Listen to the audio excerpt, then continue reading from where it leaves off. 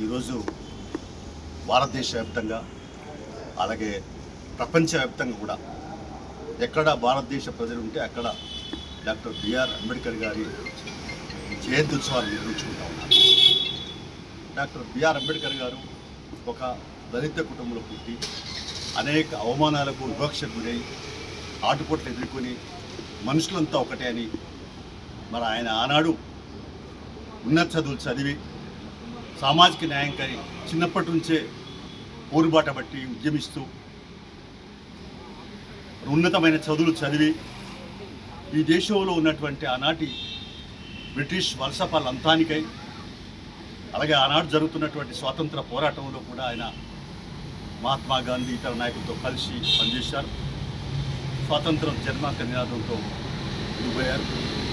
స్వాతంత్రం వచ్చిన తర్వాత కూడా ఆయన అనేక దేశాల్లోని రాజ్యాంగాలను పరిశీలించి సమీక్షించి అందులో ఉన్నటువంటి మంచిని తీసుకొని ఇక్కడ మంచి ఈ దేశంలో ఉన్నటువంటి విభిన్న మతాలు, కులాలు, సంస్కృతులు, సాంప్రదాయాలు, భాషలు, భావాలు అన్నిటికీ అతీతంగా లౌకిక వ్యవస్థను మరి పెద్ద ఎత్తున దానికి పెద్దపీట వేసి రాజ్యాంగంలో పొందుపరిచారు.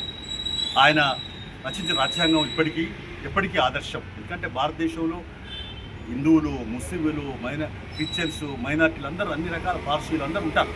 కాబట్టి ఒక మతం మీద ఇంకో మతం పెత్తం చేయొద్దనే ఆయన ఉద్దేశం. ఓ కులం మీద ఇంకో కులం పెత్తం చేయొద్దనే ఆయన లక్ష్యం, ఆయన ఆలోచన. అందుకని ఆయన వేసినట్టు రాజ్యాంగాన్ని నరేంద్ర మోడీ ప్రభుత్వం 11 సంవత్సరాలుగా తను తిరగదూడే ప్రయత్నం చేస్తూ ఉంది.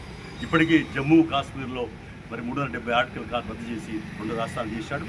ఇంకా మణిపూర్లో మంటలు కులాల మధ్య, తెగల మధ్య చెలరెగుతున్న పరిస్థితి కనపడతా ఉంది. ఇంకోవైపున మరి కేంద్ర ప్రభుత్వం పూర్తిగా ఈ వక్ఫ్ బోర్డు సవరణ తీసుకొచ్చి తద్వారా ముస్లింల పైన అంటే వాళ్ళ ఆస్తుల పైన కన్నేసి మళ్ళీ కార్పొరేట్ శక్తులకు అప్పగించేటువంటి కుట్ర సాగుతూ ఉన్నది.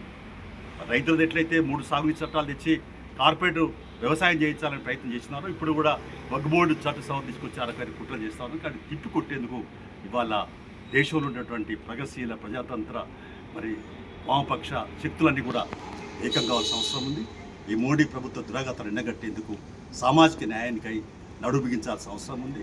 అంతేకాకుండా రాజ్యాంగాన్ని పరిరక్షణకై, ప్రజాస్వామ్య పరిరక్షణకై ఉద్యమం బాట పట్టాల్సిన అవసరం ఉంది.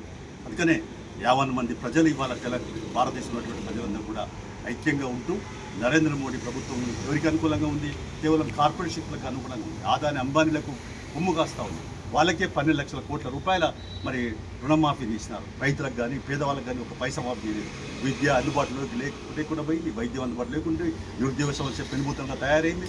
సమస్యల వలయంలో ఇవాళ ప్రజలు వెలువెల్లాడుతూ ఉంటే నరేంద్ర మోడీ మాత్రం అధికార మోజులో ఈ భారతదేశాన్ని తాకట్టు పెట్టడానికి అమెరికాకు ఇతర దేశం తాకట్టు పెట్టే కుట్ర చేస్తూ ఉంది. కాబట్టి ఇవాళ ఈ దేశంలో ఉన్నటువంటి మరి రాజ్యాంగాన్ని కాపాడుకునేందుకు కంకణబద్దులు కావాలని అదే మరి అంబేద్కర్ గారు ఇచ్చే నిజమైన నివాళులని చెప్పి తెలియపరుస్తూ మన వైపున అడుగులు తీసుకుందామని చెప్పి ప్రతిగా తీసుకుంటూ మీ అందరికీ అభినందనలు తెలియజేసుకోవచ్చు.